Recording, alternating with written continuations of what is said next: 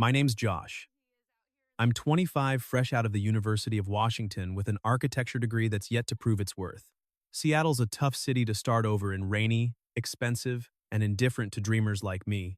I'd been crashing in the dorms for a few weeks after graduation, living off instant noodles and freelance gigs, sketching floor plans for local startups.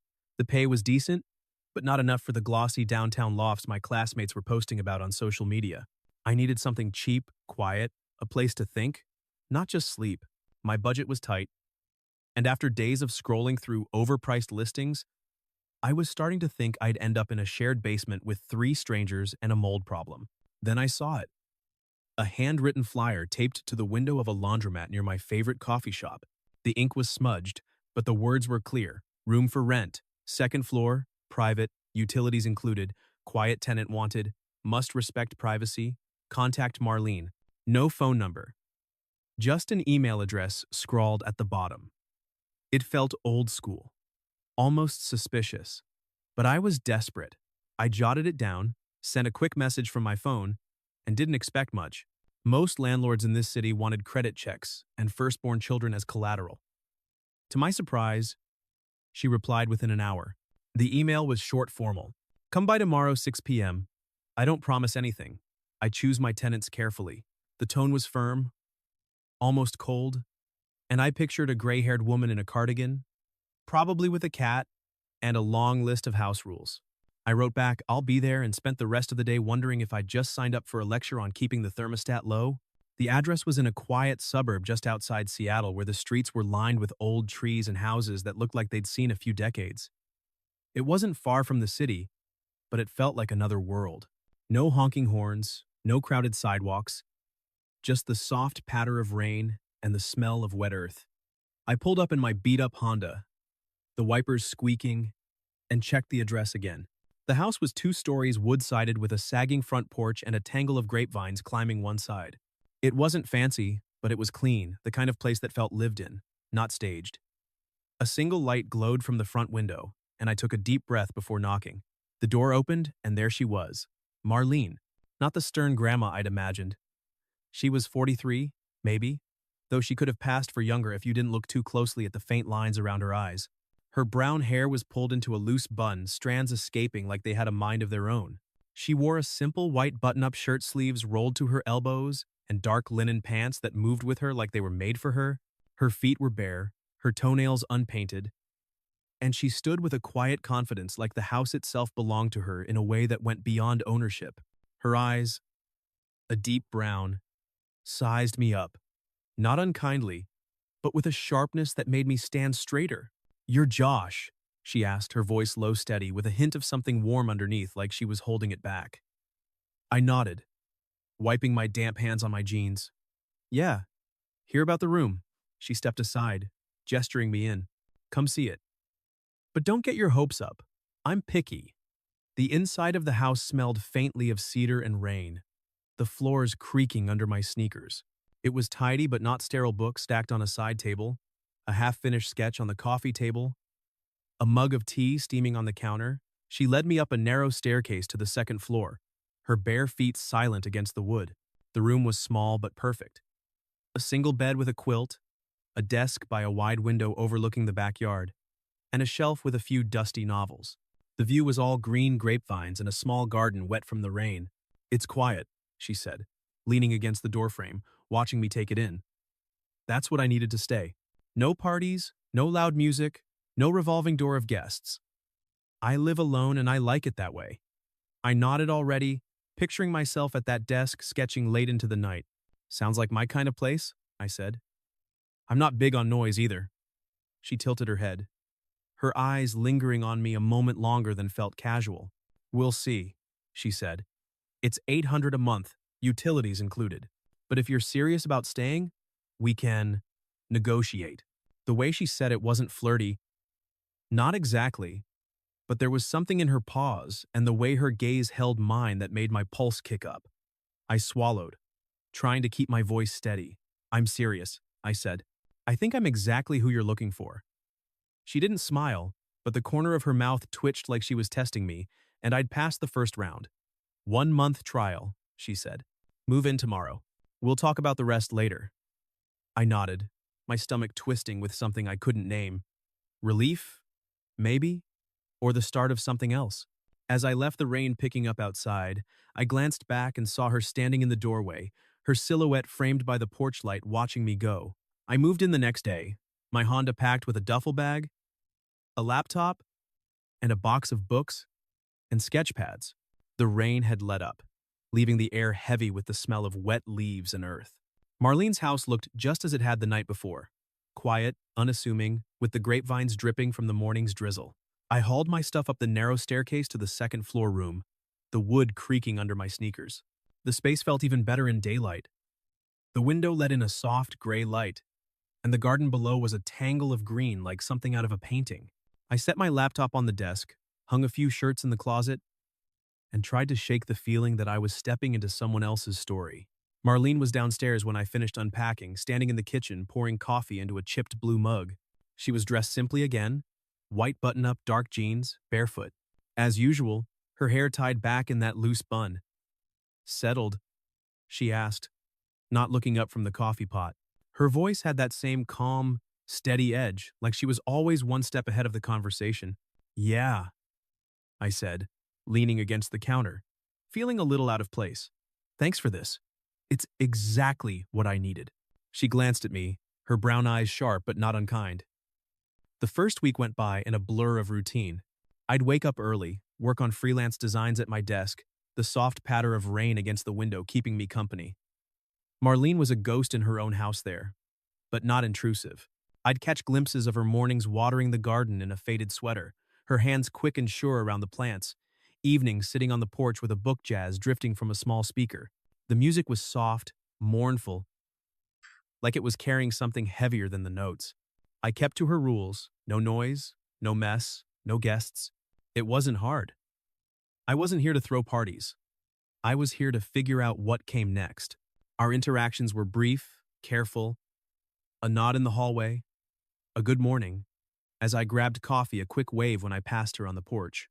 But every time I noticed her a little more, the way her fingers curled around her mug, the faint lines at the corners of her eyes when she smiled, the way she moved like she belonged to the house, like it was an extension of her. There was a quiet beauty to her, not loud or showy, but undeniable, like a painting you don't notice until you're standing right in front of it. I told myself I was just observing that it was normal to notice someone you lived with, but deep down I knew it was more than that.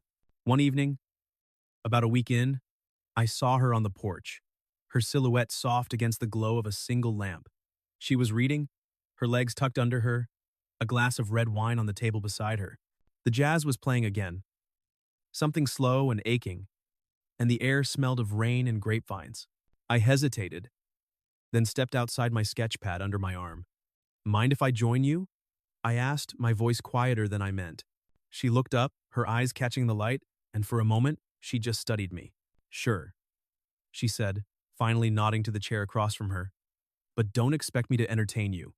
I sat opening my sketch pad, pretending to work on a floor plan for a client, but my eyes kept drifting to her. The way her fingers traced the edge of her book, the way her lips moved slightly, as she read like she was whispering the words to herself. "What are you reading?" I asked. She held up the book, a worn copy of some poetry collection, the cover too faded to read. "He's better in Spanish, but I make do." Her voice had a warmth to it, like she was sharing something small but personal. "You speak Spanish?" I asked, surprised. She nodded, setting the book down, enough to get by. "I learned when I was painting, traveling for work, South America, mostly."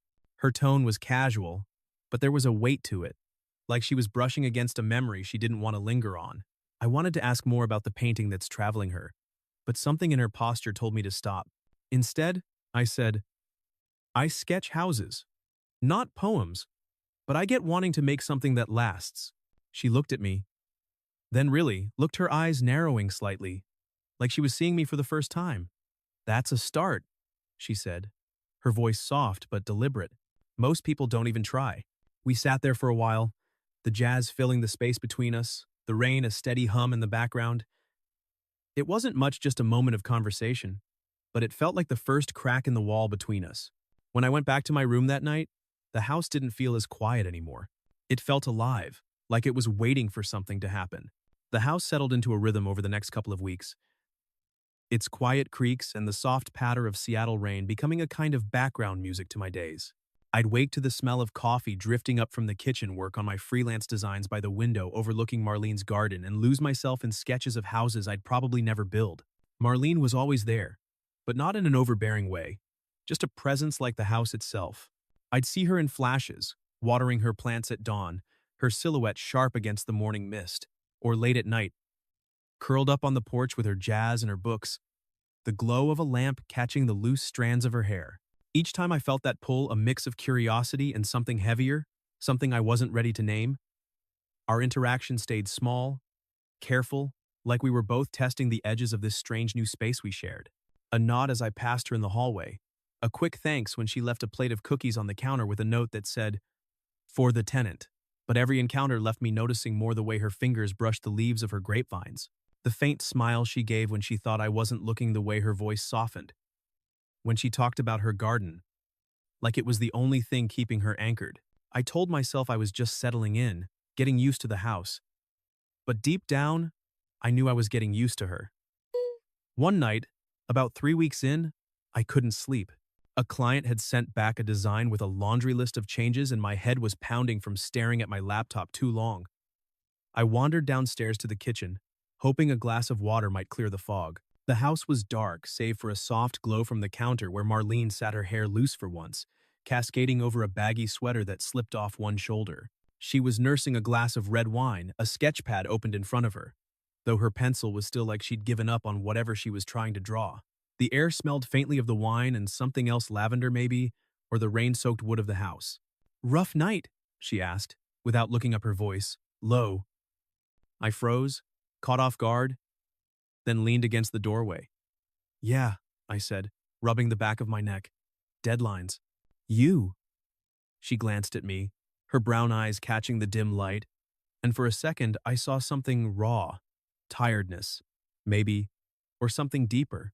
"Can't sleep?" she said, simply taking a sip of her wine. She paused, then added with a half smile, "Or maybe I'm just hungry for something that's not in the fridge." I laughed, the sound louder than I meant in the still house. "Same," I said, moving to the sink to fill a glass. "Deadlines make me forget to eat half the time?" She tilted her head, watching me with that same sharp gaze she'd had the first day. "You're too young to be forgetting meals," she said, her tone teasing, but gentle. Before I could protest, she slid a second glass across the counter, filling it with wine. We didn't talk much at first, just sipped the wine, the jazz weaving through the silence. Then she spoke, her voice quieter now, like she was pulling the words from somewhere deep. "I used to be a painter," she said, her fingers tracing the edge of her sketch pad. "Interiors, mostly. I'd spend hours mixing colors, getting the light just right. My ex-husband thought it was a waste of time, said I should get a real job, something stable, so I stopped. Then he left anyway." She laughed, a short, bitter sound. "Funny how that works. I kept the house. The paint smells, the quiet. He got whatever he was chasing." I didn't know what to say. Her words felt like a window cracking open, letting me see a piece of her I hadn't expected. "That sucks," I said finally, my voice clumsy. "I mean, stopping something you loved because of him? You didn't deserve that." She looked at me, her eyes softening, and for a moment the air felt heavier, like we'd crossed some invisible line. Maybe she said, "But I'm still here. This house, these walls, they're mine, even if they're lonely sometimes." I took a sip of wine, my throat tight. "I get that," I said. "I've been drawing houses since I was a kid, but I don't know. Sometimes it feels like I'm building things for other people, not myself. Like I'm scared to want anything too big." She leaned forward slightly, her elbow on the counter, her gaze steady. "You're young, Josh. You've got time to want big things. Don't let quiet swallow you up. It's a good place to think, but a bad place to hide."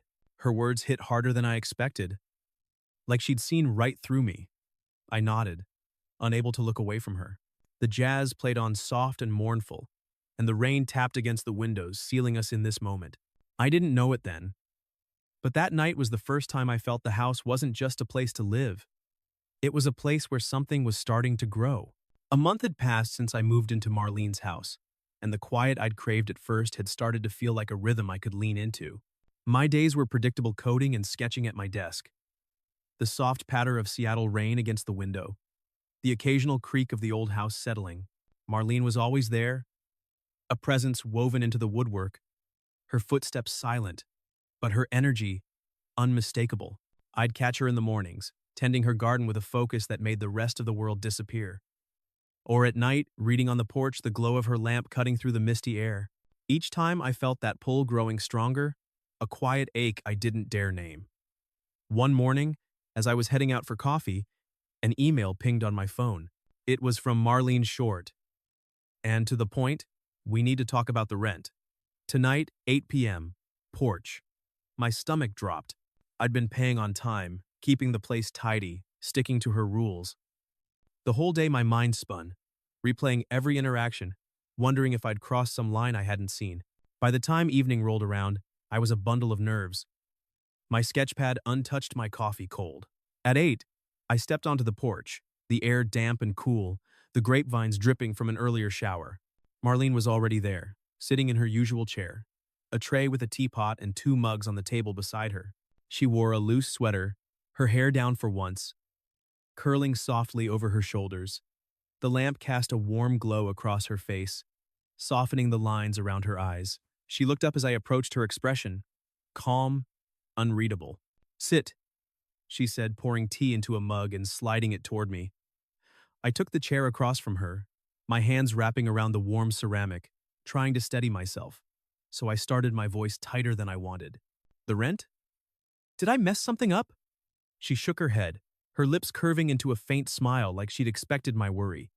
"No, Josh, you're fine. Better than fine, actually. You're quieter than I thought you'd be." Her tone was light, but her eyes held mine steady, and searching like she was looking for something I hadn't said. I let out a breath, relief, mixing with confusion. Then, "What's this about?" I asked. She leaned back, her fingers tracing the rim of her mug. "I don't need the money," she said, her voice low, deliberate. "Not really. This house is paid off, and my work covers what I need. But I do need something else." She paused, her gaze dropping to the table, then back to me. "Every night for 10 minutes, I want you to read to me. Doesn't matter what your design's, a book, something you wrote, even a grocery list. Just something real.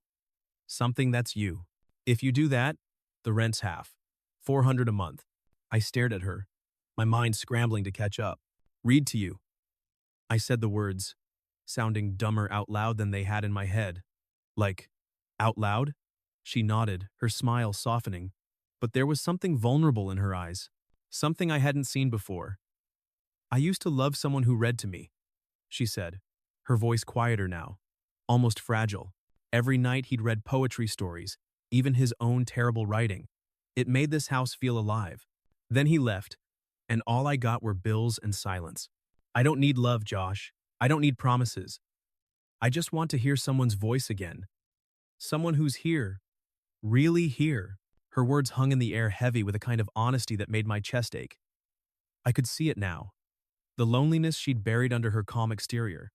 The way this house was both her refuge and her cage. I swallowed, my throat tight. "Why me?" I asked, my voice barely above a whisper.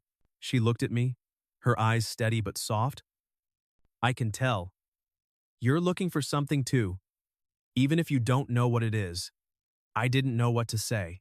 The idea was strange, intimate in a way I hadn't expected, but it didn't feel wrong. It felt like a door opening, just a crack to something I didn't fully understand.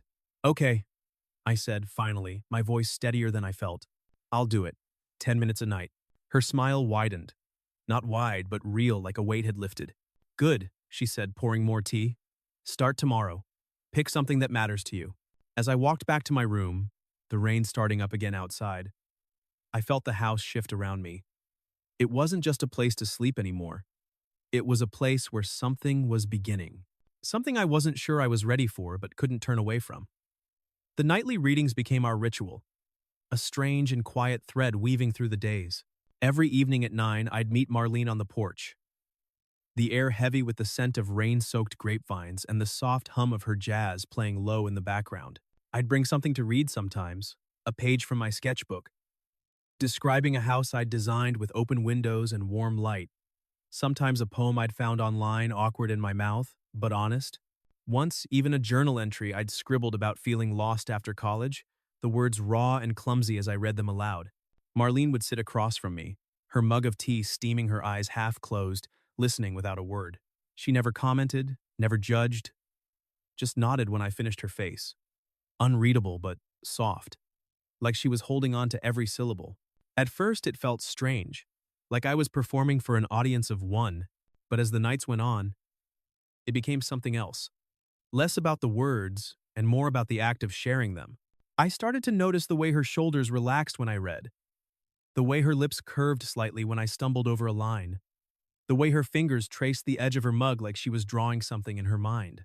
And I started to look forward to those 10 minutes, when the house felt alive, when it wasn't just me and my laptop against the world.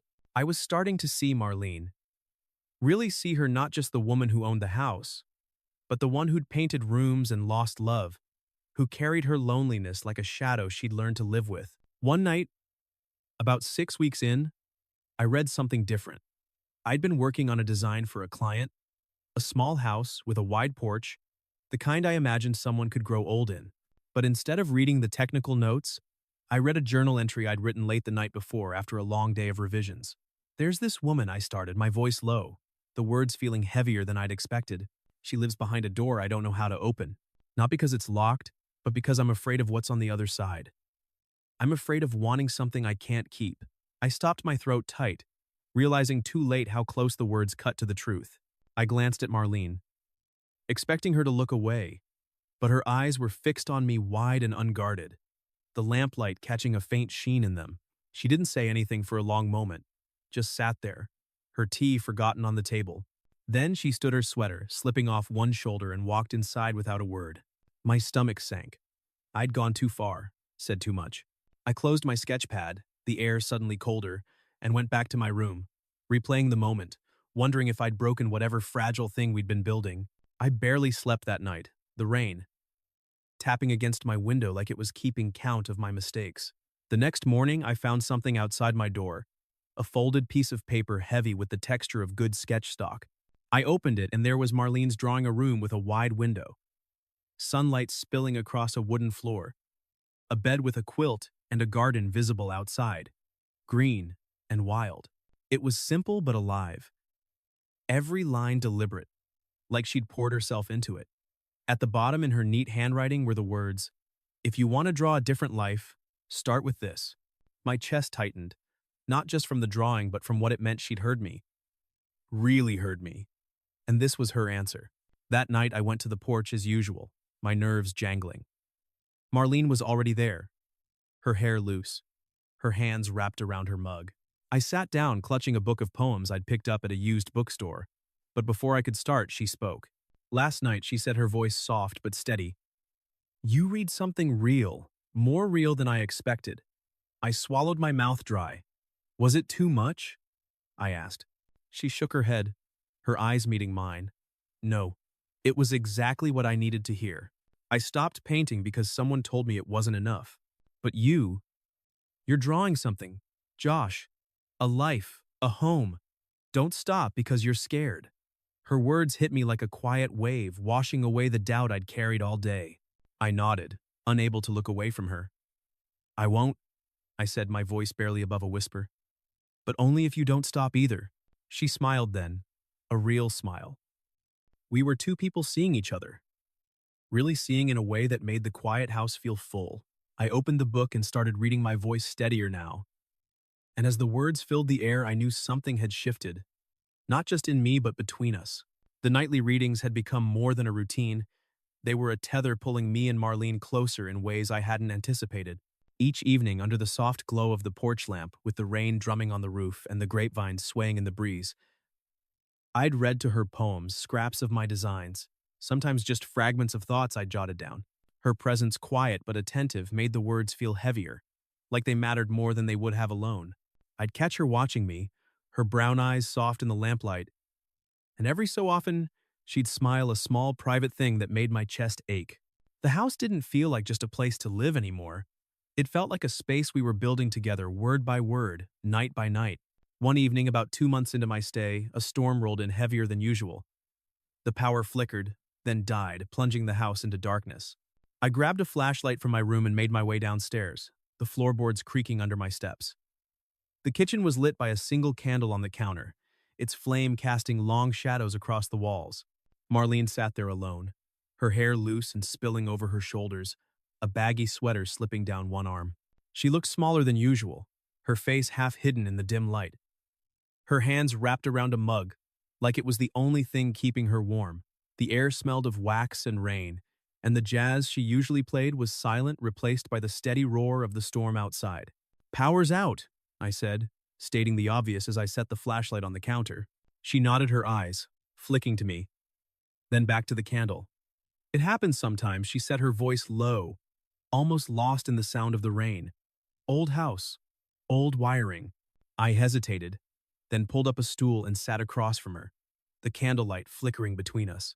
I'd planned to read tonight a page from a novel I'd found on her shelf, but the mood felt different, heavier. "No reading tonight?" I asked, trying to keep things light. She shook her head, her lips pressing into a faint smile. "Not yet," she said. "Just sit with me for a minute." We sat in silence, the storm filling the space with its low growl.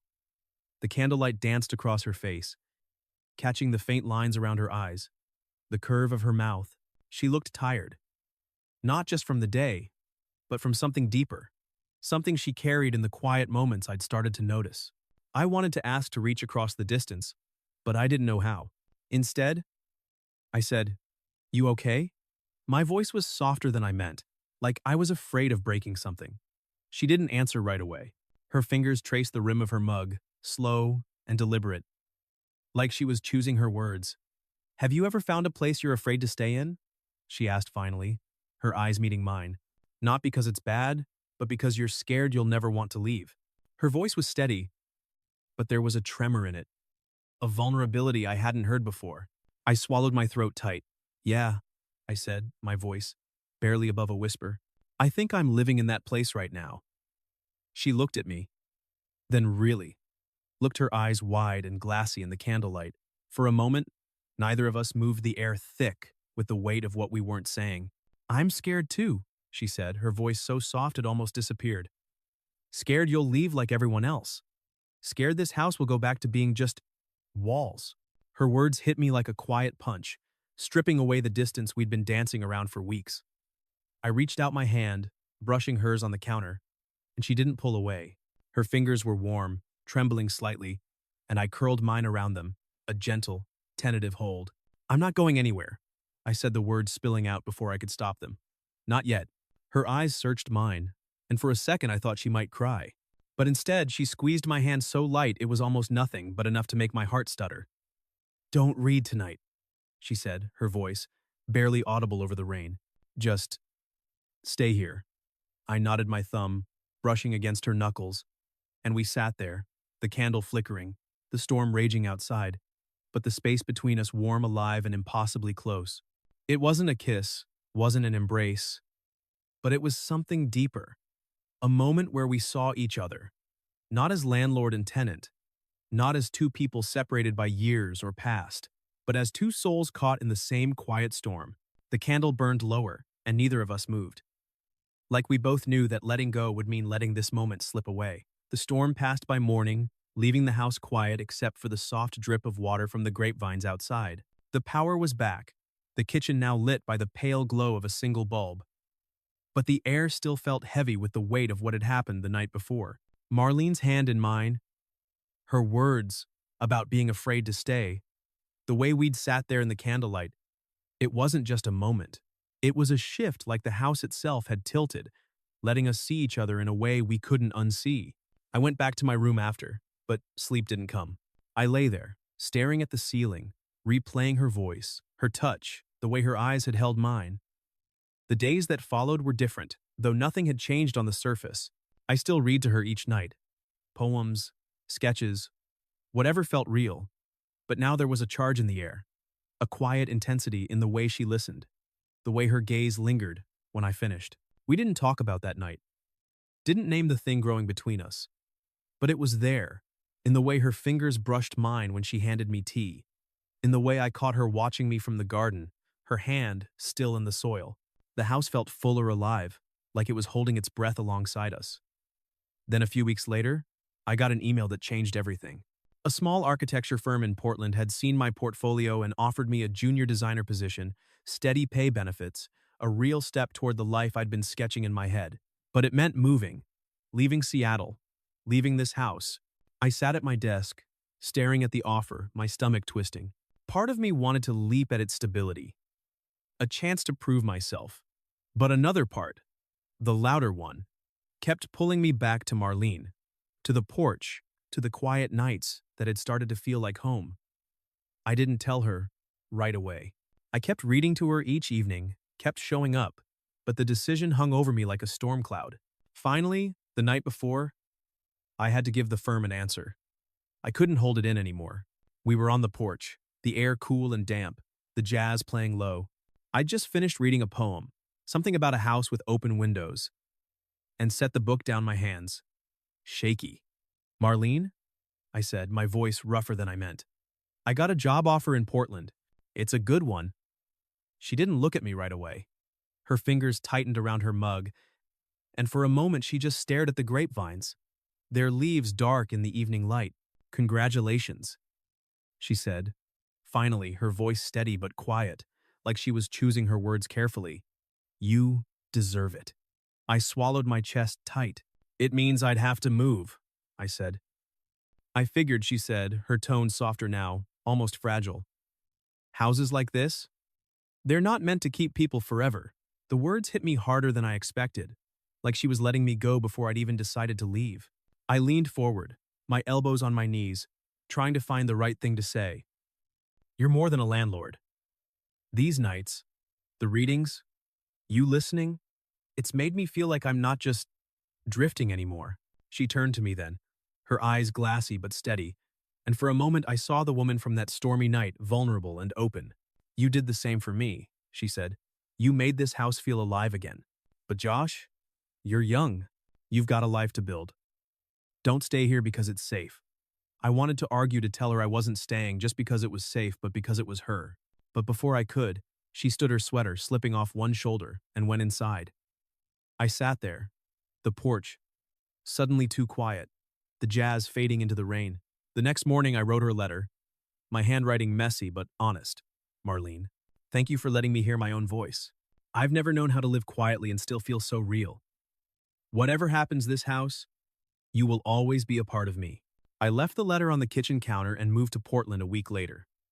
The new job was good busy, challenging everything I'd hoped. But the nights felt empty. No porch, no jazz, no Marlene. I kept her number, but I didn't call, not wanting to disrupt the life she'd built. Then one rainy afternoon, I went back to Seattle to pick up a box I'd left behind. The house looked the same, the grapevines heavy with water, the porch light glowing. Marlene wasn't there. But on the kitchen table was a new sketch. The house, her house, with two windows open, one facing the garden, the other the horizon. Below it, in her neat handwriting, I negotiated the rent. "You still owe me 10 minutes a night. Next time, read from my shoulder, not across the table." I stood there, holding the sketch, my throat tight. It wasn't a promise, not exactly. But it was an opening, a door left cracked for when I was ready. I folded the sketch, carefully tucked it into my bag, and drove back to Portland. I didn't know if I'd ever read to her again, but I knew I'd carry those nights with me, the sound of her breathing, as I read the way she'd made me feel seen. For now, that was enough. Bye-bye,